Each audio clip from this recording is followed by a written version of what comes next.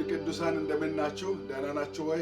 እግዚአብሔር የተመሰገነ ይሁን። አንዳንዶቻችሁ እንደምን አደራችሁ፣ ሌሎቻችሁ እንደምን ዋላችሁ። የእግዚአብሔርን ቃል እንመለከታለን። ከዚህ ቀጥሎ ጸሎት በመከራ ውስጥ ያለው ሚና ወይንም ደግሞ በመከራ ውስጥ በምናልፍበት ሰዓት ጸሎት ለምን እንደሚያስፈልገን የእግዚአብሔርን ቃል እናያለን። አስቀድመን አጭር ጸሎት እንጸልይ። ቅዱስ አባቶች ስምህ የተባረከ ይሁን። ድምፅህን አሰምተህ ተናገረን። ልባችንን ለቃል ያዘጋጅ በጌታ በኢየሱስ ክርስቶስ ስም አሜን። የእግዚአብሔርን ቃል ከሁለተኛ ጢሞቴዎስ ምዕራፍ 2 ላይ ከቁጥር 8 እስከ 13 ያለውን አነባለሁ። እንዲህ ይላል። በወንጌል እንደሚሰብከው ከሙታን የተነሳውን ከዳዊትም ዘር የሆነውን ኢየሱስ ክርስቶስን አስብ። ይህንንም በመስበክ እንደ ክፉ አድራጊ እስክታሰር ድረስ መከራ ይቀበላለሁ። የእግዚአብሔር ቃል ግን አይታሰርም። ስለዚህ እነርሱም ደግሞ በክርስቶስ ኢየሱስ ያለውን መዳን ከዘላለም ክብር ጋር እንዲያገኙ ስለተመረጡት በነገር ሁሉ ይጸናለሁ። ቃሉ የታመነ ነው። እንዲህ የሚለው ከእርሱ ጋር ከሞትን ከእርሱ ጋር በሕይወት እንኖራለን። ብንጸና እርሱ ጋር እንነግሳለን። ብንክደው እርሱ ደግሞ ይክደናል። ባናምነው እርሱ የታመነ ሆኖ ይኖራል፣ ራሱን ሊክድ አይችልምና ይላል እግዚአብሔር ቃል። በነገራችን ላይ መከራና ጸሎት የማይነጣጠሉ የአንድ ሳንቲም ሁለት ገጽታ ናቸው። ሁልጊዜ መከራ ውስጥ እያለፍን ነው ማለት ወይ ስለ ጌታ ማለት ነው። ስለ ጌታ መከራ ውስጥ እያለፍን ነው ማለት ወይ እንጸልያለን ማለት ነው ለአንድ መከራ ለማለፍ፣ ወይንም ደግሞ መከራ ውስጥ ላለማለፍ ከፈለግን ደግሞ ጸሎትን ትተን ደግሞ ከእግዚአብሔር እንለያለን ማለት ነው። በዘጸአት መጽሐፍ ላይ ምዕራፍ 2 ከቁጥር 23 ጀምሮ ባለው የግብፅ ሰዎች ወይንም ደግሞ ፋርዖን በእስራኤላውያን ላይ መከራ ባጸነባቸው ጊዜ ወደ እግዚአብሔር ጮሁ የሚለውን ቃል እንመለከታለን። ያ ማለት ምን ማለት ነው? መከራ እንድንጮህ ያደርጋል። መከራ እንድንጮህ ያደርጋል። ፔን ስለሆነ፣ ስቃይ ስለሆነ፣ መከራ ስለሆነ።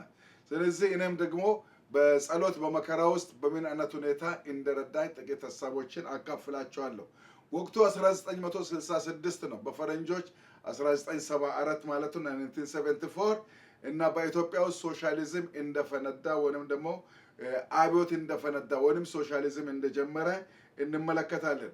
ይሄ ሶሻሊዝም ምንድነው? የማኦ ዜዱንግ አይዲዮሎጂ ወይንም ደግሞ የና ማርክስ እና ኤንግልስ አይዲዮሎጂ በጀርመን የነበረ ሶሻሊዝም ወይንም ደግሞ የነ ሌኒን እና ስታሊን አይዲዮሎጂ የቻይናው ይቅርታ የራሻው እንደገና ደግሞ የኩባው የነ ፊደል ካስትሮ አይዲዮሎጂ ነው።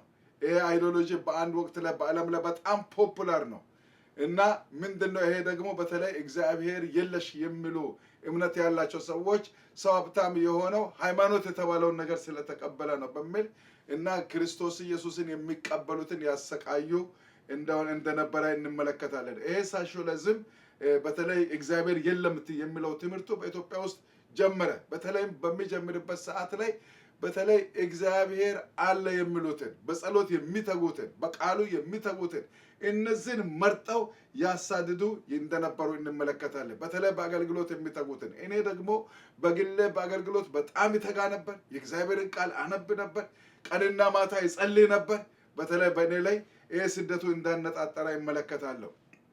ከዚህ የተነሳ በተለይ 1969 እስከ 1971 በተለይ 3 ዓመታት በጣም መራራ የሆኑ ጊዜያት ነበሩ። በኢትዮጵያ ውስጥ ብዙ ሰዎች የተረሸኑበት፣ በተለይ ወጣቶች ጌታን ብዙ ቤተክርስቲያናት የተዘጉበት፣ ብዙ አባቶች መከራ የተቀበሉበት፣ ወጣቶች ብዙዎች የሞቱበት መከራ የተቀበሉበት ዘመን ነበር። እኔ ራሴ ደግሞ 1970 ዓመተ ምህረት ወደ እስር ቤት ራሴ የተወረወርኩበት ጊዜ እንደነበረ እንመለከታለን። ያ ጊዜ ደግሞ በዛን ዘመን በጣም ኃይለኞች የነበሩ ካድሮች ናቸው። እነዚህ ካድሮች በተለይ እግዚአብሔር የለም አይታይም ብለው ይሰብኩ ስለነበረ እግዚአብሔር አለ ያሉትን ሰዎች በጣም ያሰቃዩ ነበር። እግዚአብሔር ደግሞ ከዚህ ቀደም እንደተናገርኩ አስቀድሞ እግዚአብሔር እኔንና ጓደኞቼን ቤተክርስቲያናትን በተለይ ጥቂቶችን አስቀድሞ እግዚአብሔር ለዚህ መከራ ያዘጋጀን ነበር። ያዘጋጀንን በምንድን ነው? የእግዚአብሔርን ቃል በማጥናት በመብላት እንደገና በመጸለይ እንዳዘጋጀን እንመለከታለን። እግዚአብሔር መልካም ነው። ሳናውቅ ነው ለማናውቀው ነገር የሚያዘጋጅ። ሳናውቅ እና እግዚአብሔር በውስጣችሁን ለመጸለይ ሲያነቃቃ ለጸሎት ሲያነቃቃ ቃሉን ለመብላት ሲያነቃቃ እባካችሁ አትለፉ፣ በሌላ ነገር አትታለሉ፣ አትጭበረበሩ። እግዚአብሔር ለትልቅ ነገር እያዘጋጀህ ነው።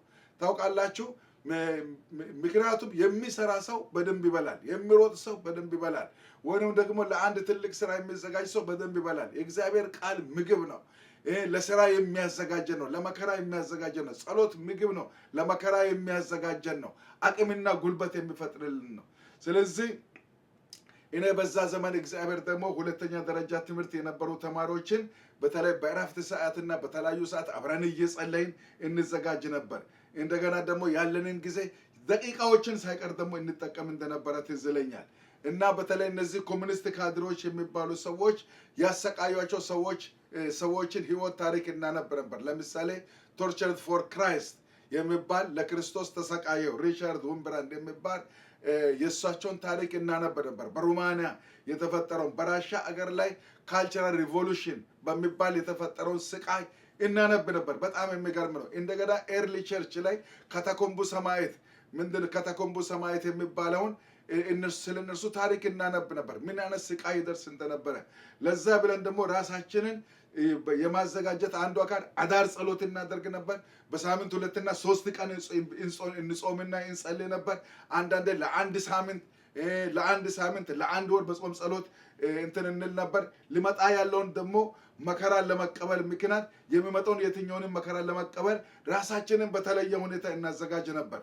ለምሳሌ በአሁን ሰዓት በአሜሪካ ሀገር ፖርትላንድ ኦሪገን ላይ የሚኖር ጓደኛ ታደሰ ዮሐንስ የሚባልና እኔ በሚቀጥለው ምናልባት መቼ እስር ቤት እንደምንገባ አናቅም። እስር ቤት ለመግባት ለን ያለንን ጫማ ቁጭ አድርገን ወፌላላ የሚባል ግርፋት እግራችንን ስለምንገረፍ ብለን ባዶ እግራችንን እንሄድ ነበር። ትዝ ይለኛል። ባዶ እግራችንን ያንን በባዶ እግር እየሄድኩ የተነሳሁት ፎቶግራፍ ነበር። ጫማ እያለን ባዶ እግር፣ ምክንያቱም አንድ ቀን በጣም እንገረፋለን ብለን እንደዛ እናደርግ የነበረበትን ጊዜ አስታውሳለሁ። ያም ደግሞ አልቀረም። ልክ እንዳሰብነው ያ መከራ መጣ። በጣም የሚገርመው የምንጸልየው ጸሎት በቀን ምናልባት ከ5 እስከ 6 ሰዓት በየቀኑ እንጸልይ እንደነበረ ትዝ ይለኛል። ሁለታችንም እንዳሰብነው እንዳልነው አልቀረም። ሁለታችንም እስር ቤት ገባን። እንዳልም አልቀረም። ግርፋቱ መቃ ሰውነታችን እስከሚተላ ድረስ ሰውነታችን ቁስል በቁስል እስከሚሆን ድረስ ከባድ መከራ ደረሰብን። ግን እግዚአብሔር የተመሰገነ ይሁን። በዛ መከራ ውስጥ ግን ያንን ግርፋት፣ ያንን ድብደባ፣ ያንን ስቃይ ያስቻለን የእግዚአብሔር መንፈስ ነው። ቁጥራቸው አነስተኛ የማይባሉ ሰዎች በዛ መከራ ውስጥ አለፉ።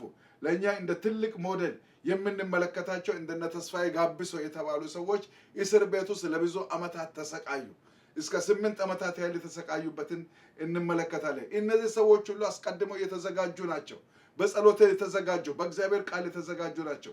እንደነገርኳችሁ መጽሐፍ ቅዱስ ጸሎትና የእግዚአብሔር ቃል የአንድ ክርስቲያን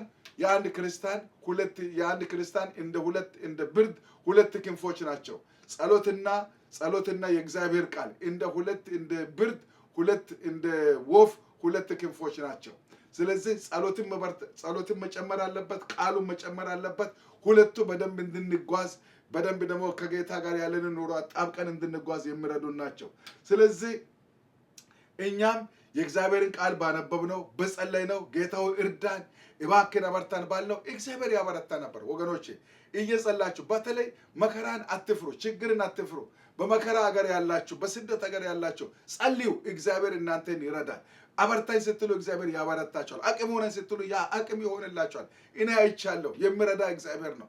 ብንገረፍ መከራ ብንቀበል ምንም አይደለም። እግዚአብሔር ያንን ደግሞ ለዓላማው ድረስ ለዓላማው እንትን ያደርጋል። መጽሐፍ ቅዱስን ምዕራፍ በምዕራፍ ቃሉ የትን ምዕራፍ በምዕራፍ እናውቅ ነበር። በጣም ይገርመኛል። ለምን? ምክንያቱም ስንታሰር ማንም መጽሐፍ ቅዱስን አይሰጠንምና ብለን ራሳችን እስከዛ እናዘጋጅ እንደነበረ ትዝ ይለኛል። እግዚአብሔር ደግሞ እነዚህ ያስቀመጡን አባቶቻችን ድሮ መከራ የተቀበሉ በወንጌል እንደገባ መከራ የተቀበሉ እስር ቤት የታሰሩ የተንከራተቱ የአባቶቻችን የህይወት ታሪክ ለኛ ትልቅ ምሳሌ እንደነበረ እንመለከታለን። እግዚአብሔር ደግሞ ለዚህ ደግሞ ያስተማሩን አባቶች አሉ። ወገኖች እግዚአብሔር ለእናንተ ሰው አይከልክላችሁ። በእውነት ሰው አከልክላችሁ። በእውነት እኔ ይህንን ጸሎት ነው የምጸልየው። ለእኔ ትልቅ ምክንያት የሆነኝ አቶ ሲሞን ዳና የሚባለው አቶ ዮሐንስ ፓስተር ዮሐንስ ባሰና የሚባለው አብርሃም በበንቶ የሚባለው እነ ተስፋዬ ጋብሶ እነዚህ ሰዎች ትልልቅ አስተማሪዎቻችን እና አባባ ከዳሞ የሚባለው እየዞሩ ይሰብኩ ነበር። በጣም የሚገርም ነው። በዛ በመከራ ዘመን ውስጥ የነዚህ ሰዎች ስብከት እኛን በኃይለኛ ሁኔታ ያቆመን ነበር፣ ያጸናን ነበር፣ ያበረታን ነበር። ስለዚህ የግል ትጋታችን ብቻ አይደለም፣ የብዙ አባቶቻችንን የእግዚአብሔርን ቃል እንሰማ ነበር። ያለኛ ትልቅ ትጋት ነው። እኔ ያገኘሁትን ሁሉ ይጽፍ ነበር፣ ማስታወሻ ይይዝ ነበር። ያንን ማስታወሻ እየተጠቀምኩ ለመከራ ራሴን አዘጋጅ የነበረበትን ጊዜ አስታውሳለሁ። ስለዚህ የነዚህ ቅዱሳን አባቶች የህይወት ምሳሌነታቸው ያስተምሩን የነበረው የእግዚአብሔር ቃል እንደገና ደግሞ ከህይወታቸው የምንማራቸው ብዙ ትምህርቶች ለኛ ትልቅ በረከት እንደሆኑ እንመለከታለን። ከዚህ የተነሳ ስለዚህ እረፍት የለሽ ህይወትን እንኖር ነበር። ረጅም ሰዓት እንጸልያለን፣ እንበረከካለን። ተንበርክከን አይጤመንም፣ ተንበርክከን አይበቃንም። አሁንም ጸልየን መጸለይ፣ አሁንም አንብበን ማንበብ፣ አሁንም ተጽናንተን መጽናናት። በቃ እኛ እንደው ለሌላ ነገር እንኳን ጊዜ የሌለን ሰዎች እንደነበረ ትዝ ይለኛል። ብዙ ጊዜ እናርፍም እንዳላረፍንና እንዳልተኛን ቢሆን ኖሮ ድሮኑ በዛ ምክንያት የአካላዊ ጉዳትና የአእምሮ ችግር ቢደርስብን እኛ እንሆን ነበር። ግን እግዚአብሔር በጣም ረድቶናል።